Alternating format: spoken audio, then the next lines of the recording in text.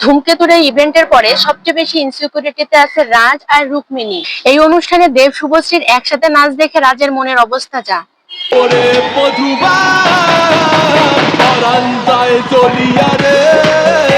পাবলিকের যন্ত্রণায় বেচারা রাজ এখন নিজের বিয়ে করা বউ নিয়ে ইনসিকিউরিটিতে পড়ে গেছে। এই ইভেন্টের পরে সব থেকে বেশি ইনসিকিউরিটিতে ভুগতে হচ্ছে রুক্মিণী। ওর মনের অবস্থা এখন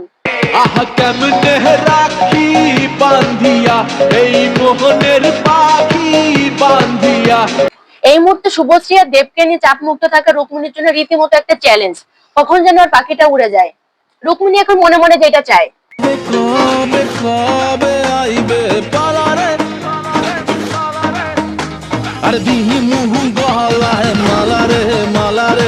ও বেচারি এখন দেবরে বিয়ে করতে পারলেই বাঁচে। দেবরে নিয়ে যে পরিমাণে টেনশনে আছে, কখন যেন পাবলিকের চাপে দেবের পুরোনো ফিলিং চলে আসে। পরিস্থিতি এমন হয়েছে এখন মানুষ দেব শুভশ্রীর পরকে মানে নিতে রাজি, কিন্তু শুভশ্রীর পাশে রাজ আর দেবের পাশে রুক্মিণীর এটা কোনোভাবেই মেনে নিতে রাজি না। ওদের বাস্তব জীবনে যতই সংসার থাকুক আর যতই বাচ্চা কাচ্চা থাকুক, ফেসবুক আর ইনস্টাগ্রামে মানুষ এদের মিল করায় দিছে, সামনে পারলে বিয়েও দিয়ে দিবে।